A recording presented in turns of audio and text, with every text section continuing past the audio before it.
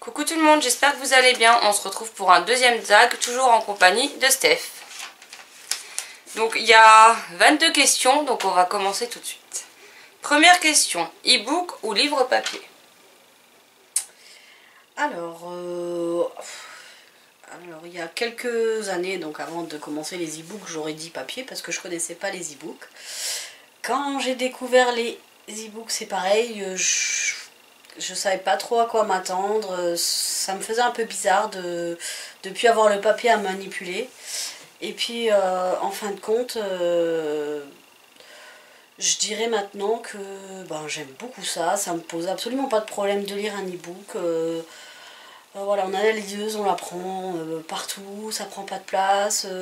C'est pareil, dans le lit le soir, il y a juste la liseuse, on n'est plus obligé de tenir le bouquin comme ci, comme ça.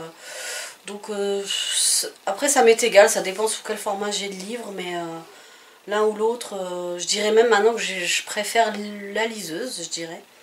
Mais voilà, après ça m'empêche pas d'aimer le papier et de continuer à lire en papier. Après ça dépend ce que j'ai sous la main et sous quel format j'ai le livre que j'ai envie de lire. Mais voilà, je suis plus à fond papier en me disant bah non, l'e-book ça dénaturise le livre. Non, pas du tout. Je trouve ça super pratique et super facile à lire et non, c'est très bien. Moi du coup je garde ma préférence au livre papier, même si pour ceux qui suivent le blog ou la chaîne vous vous rendez bien compte que j'ai de plus en plus de livres numériques. Ça me pose pas de problème, c'est vrai que c'est super pratique, surtout quand je vais au boulot.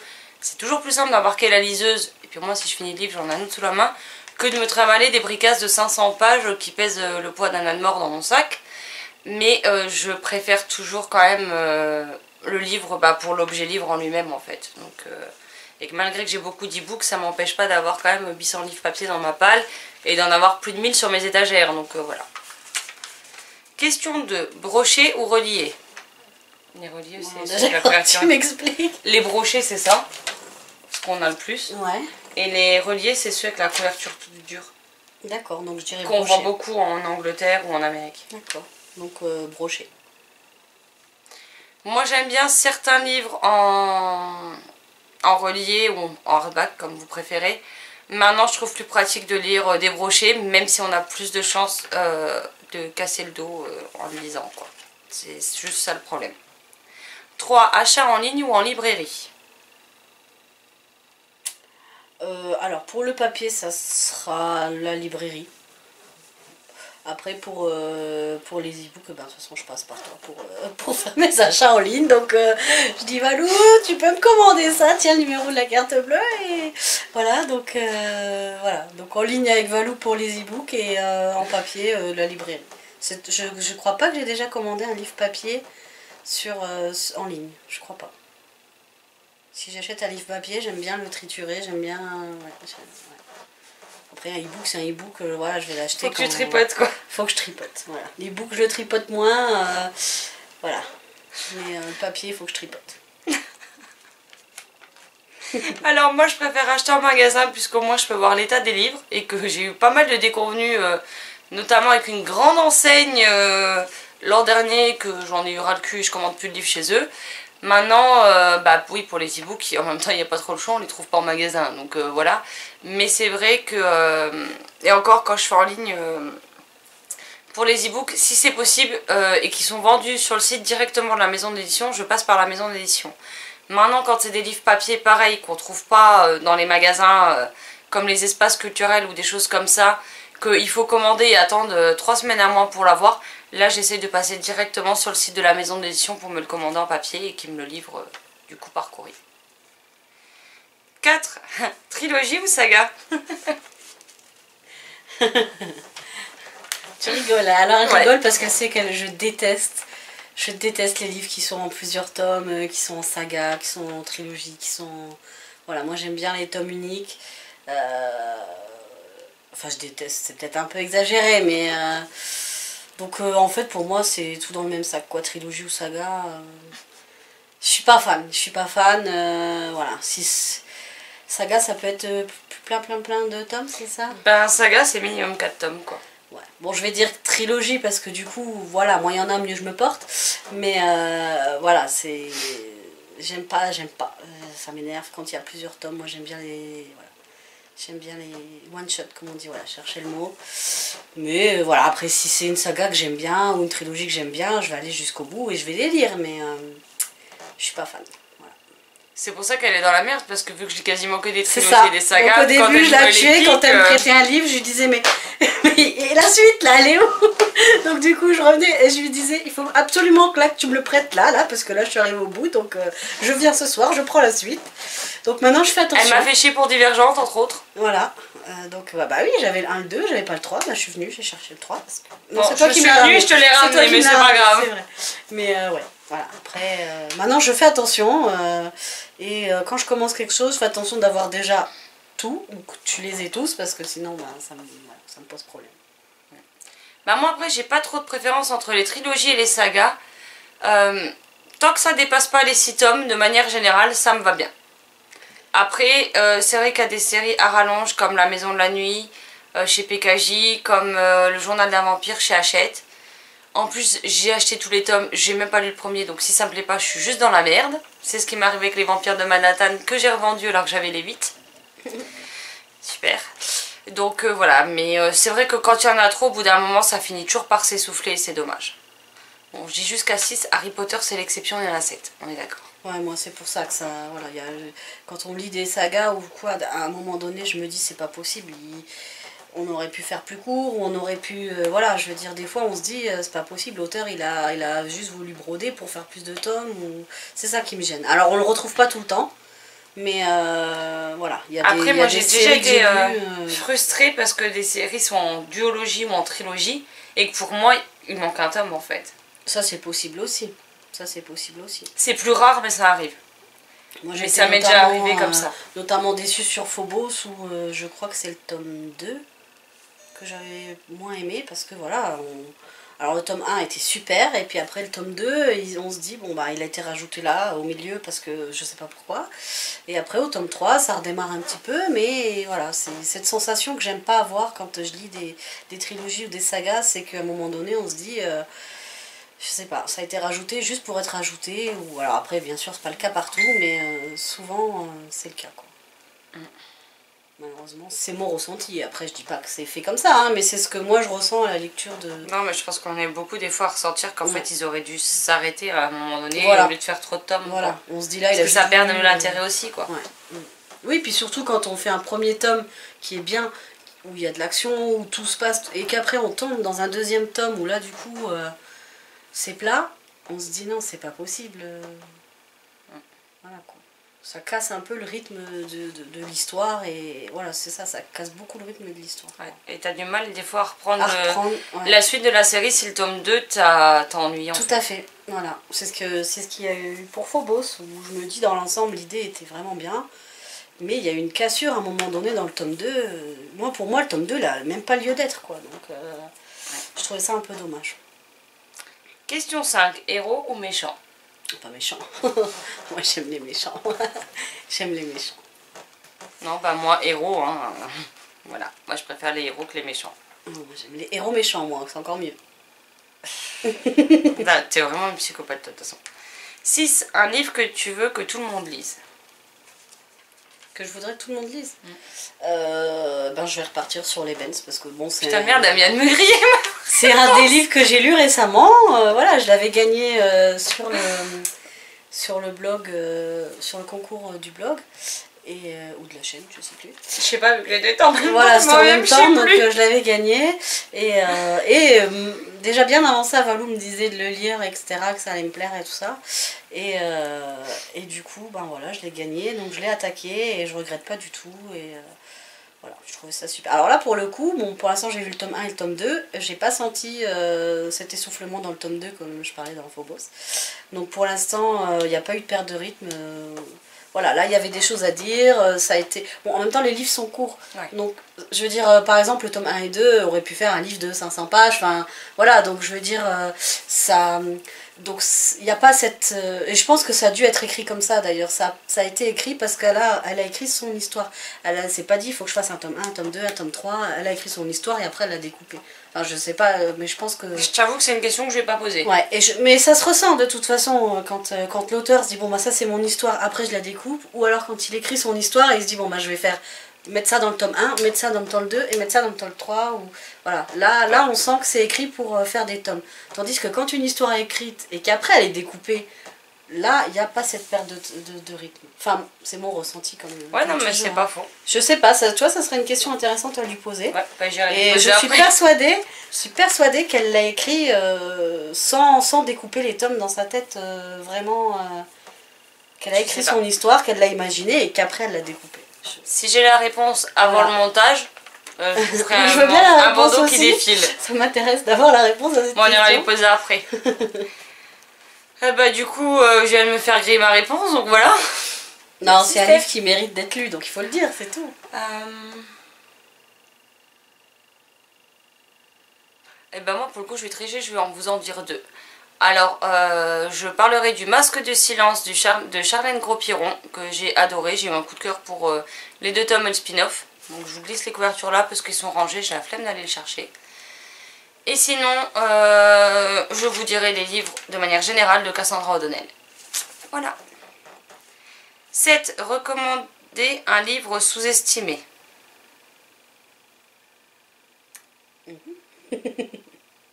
J'aurais dû lire les questions avant parce que en fait je suis en train de me griller toute seule quoi.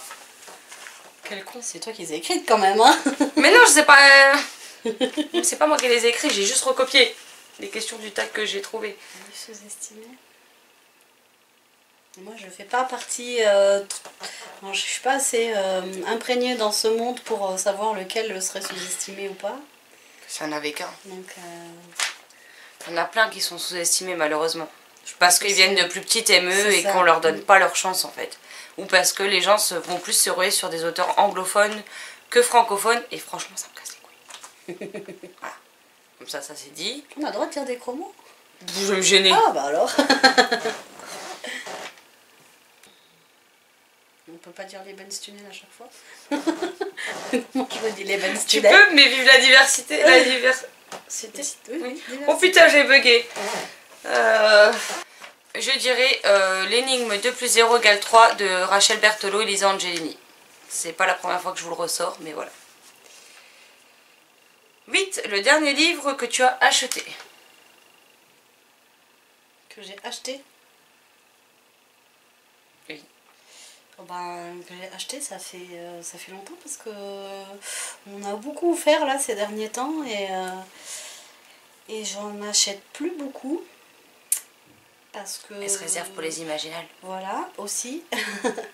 Et que j'en ai tellement maintenant que... Voilà, j'ai plus de place, donc j'en achète plus beaucoup. Et puis comme j'ai découvert une nouvelle bibliothèque à disposition, bah... Elle m'a prise pour la bibliothèque municipale en fait. Ah si, le dernier que j'ai acheté, c'est Stephen King. C'était à Noël. Je me suis... Enfin... C'était un cadeau, mais c'est moi qui suis allée l'acheter en fait compte. Hein. Et c'est donc Carnet Noir de Stephen King. Et ce qui fait partie de la trilogie des Monsieur Mercedes que tu parlais dans le tag. Je parlais dans le tag, voilà. Donc j'ai acheté le 3e volet. Voilà, c'est celui-là que j'ai acheté à Noël. Bon, et moi vu que celui que j'ai acheté il est moche, quand je vous glisse la couverture, je vais aller chercher le livre. Tiens, du coup je te laisserai la suite des questions.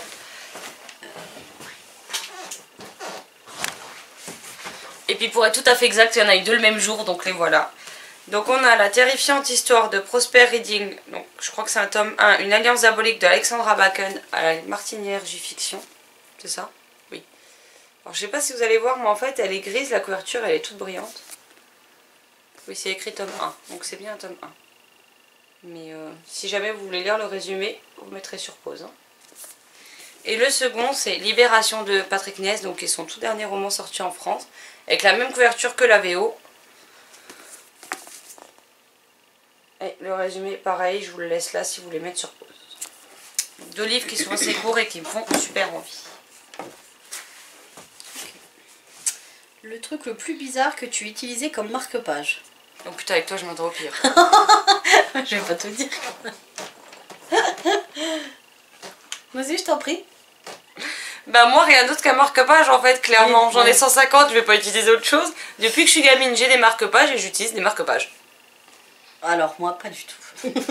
Bizarrement, ça me surprend pas. J'en ai des marque-pages, j'en ai eu, Même aux Imaginales, j'en ai eu plein. Alors je sais pas où ils sont, je n'utilise jamais de marque-page. Je prends tout ce qui me passe sous la main. Donc ça, en gros, c'est tout ce qui traîne sur ma table de nuit ou dans mon tiroir de table de nuit. Donc ça le plus bizarre, c'est quoi? Il y a eu des... Il y a eu la plaquette de ma pilule par exemple, il y a eu des stylos, des factures, je vais y aller jusqu'au... Bah vas-y. Ça pouvait être même une serviette hygiénique emballée, vous voyez, enfin voilà quoi, enfin, mais tout ce qui traîne quoi, tout ce qui traîne dans mon tiroir, enfin...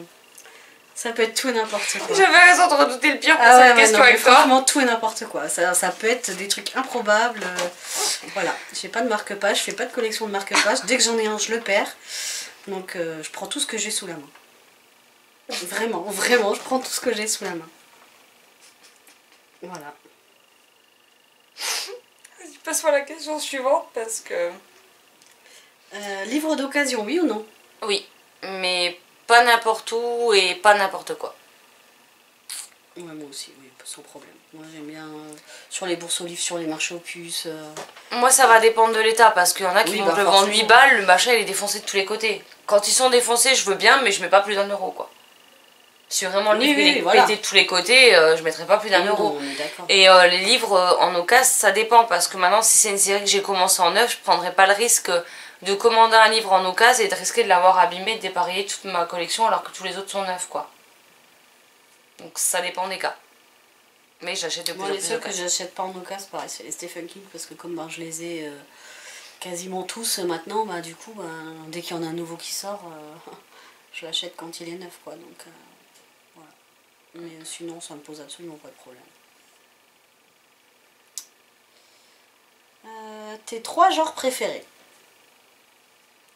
Fantastique, jeunesse, dystopie. Moi, ça thriller. Thriller. 3 genres différents, Steph. D'accord. Non, bon, thriller, ça va de soi. Tout ce qui est bien gore, bien sanglant. Après, la romance, bien sûr. Non, pas du tout. La dystopie, je dirais aussi, parce que donc, j'ai découvert il n'y a pas très très longtemps et que j'aime beaucoup. Et le troisième, je dirais le troisième, ça va être un méli-mélo de, de ce qui me fait envie sur le moment. Hein. Donc ça peut être... Bon, pas de la romance, on est d'accord. Fantastique, ça peut être du fantastique aussi. Ouais, fantastique. Je dirais, voilà, thriller, dystopie et fantastique. Emprunter ou acheter? Acheter. Emprunter c'est bien, mais j'aime que les livres m'appartiennent en fait. Moi j'aime que les livres peu d'emprunts. Oui, parce que toi tu aimes bien les emprunter derrière. J'aime que les livres t'appartiennent, donc voilà. C'est pareil, hein, donc ouais. Moi j'achète aussi, mais vraiment quand c'est un livre que je veux avoir dans ma bibliothèque. Mais je suis plus, enfin voilà, c'est plus comme avant. Hein, donc ça me dérange pas de les emprunter, surtout à toi. Donc voilà, je pense que, d'ailleurs c'est le cas, depuis plusieurs années maintenant, il y a beaucoup moins d'achats de mon côté quoi. Oui, depuis que tu te sers ici. Voilà. Donc beaucoup moins d'achats, ouais. Là où je vais faire vraiment des gros achats, ça va être, enfin des gros achats. Un achat condensé, ça va être par exemple aux Imaginales ou voilà, sur un salon. Vivement mais d'ailleurs. Si on va quelque part, mais sinon j'achète plus beaucoup de livres comme ça. Alors qu'avant je pouvais en acheter une dizaine, une quinzaine dans le mois. Hein. Oui, tu faisais comme moi je fais maintenant quoi. Oh non, j'ai jamais été quand même à ce point-là, mais... dans mes achats, il n'en a pas plus que ça. Oui, c'est vrai que toi, t'en Après, j'ai aussi des gros boucles, mais parce que j'ai aussi des SP. C'est vrai. J'ai des SP, j'ai des cadeaux, mais ceux que moi j'achète, ça dépasse jamais les 10. Hein, c'est vrai, c'est vrai. Oui, et donc je suis pas période, oui, voilà, c'est ça. Après, à un moment donné, mon mari, il a un peu mis le haut là aussi, quoi, parce qu'il m'a dit... c'est bon, quoi, t'achètes des livres tous les 5 minutes, t'as vu tes bibliothèques, elles sont remplies, tu les as pas tous lus, donc... Au début, je m'étais dit, je vais arrêter d'en acheter, je vais lire tout ce que j'ai dans ma bibliothèque. Mais bien sûr. C'est pas possible. On s'est tous dit ça à un moment donné ou à un autre dans notre vie, on voit le résultat. C'est pas possible. C'est ça. Je l'avais dit, hein, j'en ai plus de 800 pas lus. Donc, Alors, les personnages ou l'intrigue? Pour moi, le problème, c'est que les deux vont ensemble. Parce que si l'intrigue est pourrie, je vais me faire chier. Et si les personnages sont moyens, ils vont me taper sur les nerfs et je vais avoir envie de les claquer. Donc ça me plaira pas non plus. Pour moi, il faut que les deux aillent dans le sens qui me plaît, sinon je m'ennuie. Ouais, je suis assez d'accord. Après, si vraiment il faut choisir, je privilégierais plus quand même l'intrigue. Parce que, enfin, il y a quand même des livres que j'ai lus et même si les personnages me plaisaient pas souvent, il y a des héroïnes à qui on a envie de mettre des claques quoi, en permanence. Donc si je m'arrêtais qu'aux personnages, j'irais pas au bout des bouquins des fois parce que voilà. Donc je dirais quand même l'intrigue parce que à choisir, si vraiment il fallait choisir, mais après je suis d'accord avec ce que tu dis où il faut quand même qu'il y ait un... Moi je peux pas parce qu'en fait, moi j'ai besoin de pouvoir m'attacher au personnage pour passer un bon moment. Donc si le personnage m'attache pas et qu'il m'agace, j'ai déjà arrêté des livres parce que les héroïnes me tapaient sur les nerfs. Ou le héros d'ailleurs. Ouais, non, moi parce que je ne les supporte pas. Après, et moi, que j'ai pas cet j'accepte pas de les suivre. J'ai pas cet attachement moi j'ai ce au besoin. personnage. Moi je... Non. Mais toi tu t'attaches déjà pas aux gens. Voilà, moi j'aime pas les gens, donc les personnages... Oh, quand même. Non mais oui, j'ai pas cet attachement au personnage. Enfin moi, le héros principal il peut crever, ça me dérangera pas. Hein. Oui, alors que moi, le héros principal il va crever, je vais passer 3 jours à m'en remettre quoi. Non, ouais, non, moi c'est pas... Je suis où? Alors, des livres longs. Au cours. Au cours. Bah le contraire de long c'est quoi? Au cours. Ouais, non, je sais pas, c'est peut-être un mot de blog que je ne connais pas. Mais non, c'était juste court. Les livres longs au cours. Ça dépend quel type de livre ça va être en fait. Parce que maintenant si c'est du livre jeunesse, oui je vais préférer les livres courts. Parce que j'estime qu'en jeunesse on n'a pas besoin non plus d'un bouquin qui fait 600 pages. Maintenant il y a des univers young adulte ou adulte où on a besoin de développer plus de choses. Où on va s'attarder sur plus de choses et du coup dans ces cas-là je vais tendance à préférer les livres longs. Après en ce moment vu que mon rythme de lecture a bien diminué avec le boulot, c'est sûr que je préfère lire des livres courts, moi j'en lis plus. Ouais, moi je vais partir sur le cours aussi parce que bah, c'est ce que je disais dans l'autre vidéo quoi, que voilà en ce moment je suis plus sur du cours, j'arrive pas à mettre dans des grosses lectures psychologiques, voilà, lourdes psychologiquement et tout, j'y arrive pas, donc je préfère les livres courts et c'est ce qui m'a un peu redonné goût à la lecture récemment, donc voilà, j'ai pu en enchaîner quand même une bonne partie du fait justement de choisir des petits livres courts qui se lisent vite et j'arrive à les enchaîner, donc pour l'instant je continue sur cette lancée jusqu'à ce que ben, je puisse me remettre dans des trucs un peu plus longs quoi. Ouais. Après je pense que ça dépend de l'état d'esprit du moment. Hein. Alors ça c'est intéressant maintenant, chapitre long ou court? Court. Je déteste les chapitres qui font 30, 40, 50 pages, 100 pages comme j'ai déjà vu, non, clairement je peux pas. Moi le chapitre s'il fait entre 10 et 15 pages, c'est parfait. J'aime les chapitres courts, on a l'impression d'avancer beaucoup plus vite dans notre lecture, que le récit est plus dynamique. C'est ça. Même si j'ai pas besoin de finir un chapitre pour mettre le livre en pause et aller me coucher par exemple, je peux m'arrêter à n'importe où, il faut juste que je m'arrête à la fin de la page de droite, je tourne la page et je sais que je recommence sur la page là. Mais je préfère les chapitres courts clairement. Ouais, moi je suis tout à fait d'accord. C'est pareil, pour la dynamique, pour... Je trouve que c'est plombant un même si le livre est long. Bon, alors moi par contre je m'arrête au chapitre, à la fin de ma lecture. Moi je m'en fous. Donc moi il faut que je m'arrête à la fin du chapitre, à moins vraiment que je sois exténuée et que j'y arrive pas. Mais en général si c'est un chapitre, enfin si c'est des chapitres courts, c'est beaucoup plus facile. Et donc ouais, je trouve que ça donne une bonne dynamique, le livre, voilà, il se lit beaucoup mieux, plus facilement, et ouais, c'est plus sympa, moi j'aime bien aussi. Alors, nommez les 3 premiers titres auxquels vous pensez. Dans mon cerveau pense à rien, on est dans la merde. Vas-y Steph, mon cerveau il bug là. Bon, je vais dire Divergente parce que bon, c'est le dernier que j'ai lu là. L'Eben's Tunnel, parce que c'est pareil, c'est un des derniers que j'ai lu et que j'ai beaucoup aimé. Et puis le troisième, je sais pas. Je vais dire Boys Out.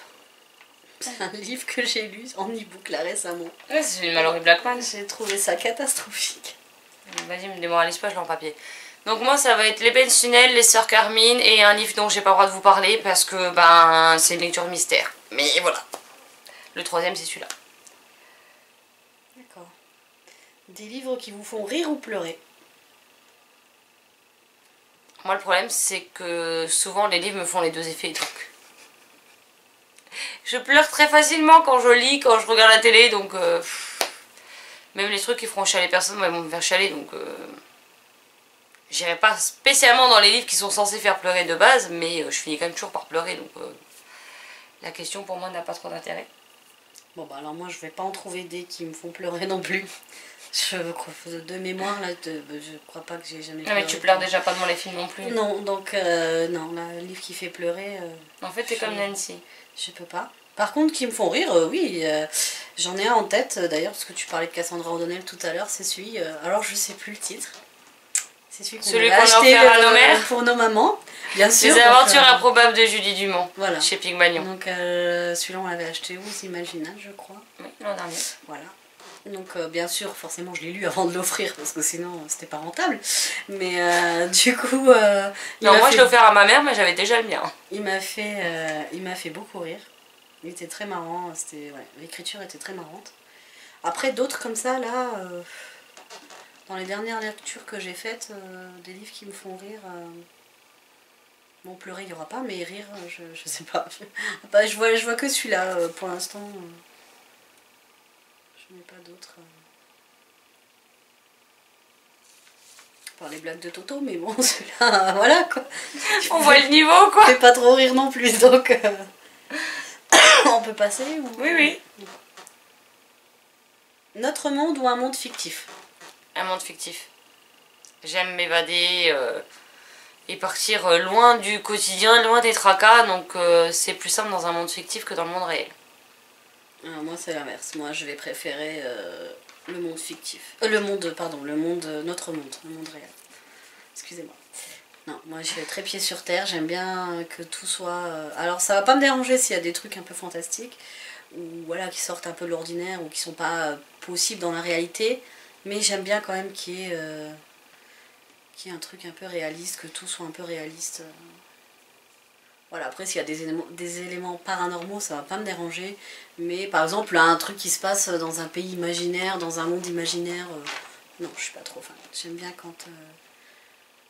J'aime bien parce que c'est aussi un peu s'évader, parce que justement c'est plus facile de s'associer à quelque chose dans un monde qu'on connaît. Oui, c'est sûr, si tu prends du fantastique, c'est dans le monde réel aussi, voilà. donc oui. Mais un monde imaginaire, non, ça m'intéresse pas trop. Le monde d'aujourd'hui est déjà tellement noir que de toute façon, pas trop besoin d'avoir beaucoup d'imagination. Audiobook, oui ou non? Non, parce que moi quand on me raconte une histoire, je comprends rien en fait. Et j'ai ce problème là depuis que...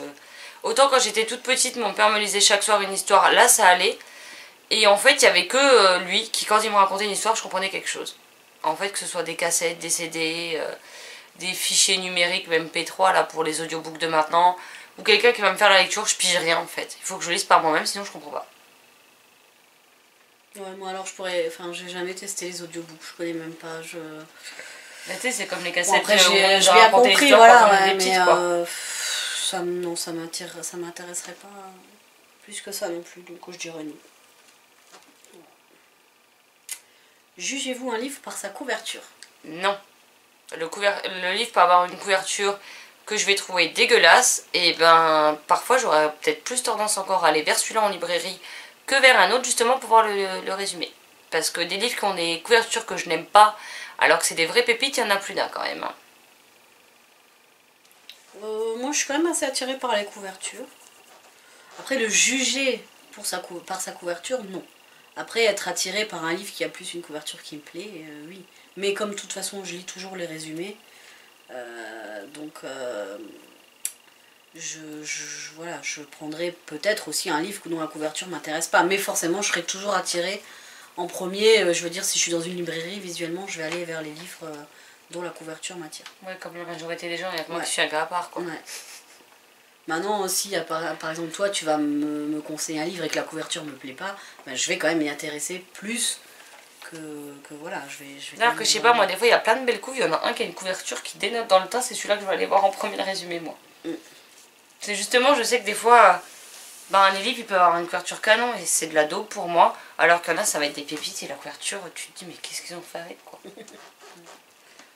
Bah après voilà, c'est dommage aussi de juger un livre ou un auteur par rapport à la couverture, parce que souvent déjà la couverture c'est pas le travail de l'auteur en lui-même, donc... Non, puis souvent il a même pas son mot à dire. Voilà, j'allais dire, souvent c'est la maison d'édition, voilà. Donc, parfois ça reflète même pas du tout le contenu du bouquin dedans. Heureusement d'ailleurs des fois, parce que sinon on aurait quasiment que des bouquins de cul hein, quand on voit les couvertures de certaines maisons d'édition. Excuse-moi, t'as des maisons d'édition, tu vois les couvertures, tu t'attends à avoir du cul partout hein. Donc voilà quoi. Des livres en film ou en série télé? Ni l'un ni l'autre en fait.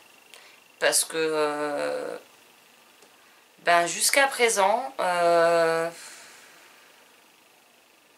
à chaque fois il y a quelque chose qui me déçoit dans les adaptations. J'adore Harry Potter par exemple en film et en livre, mais je trouve que les films ne seront jamais à la hauteur des bouquins en fait.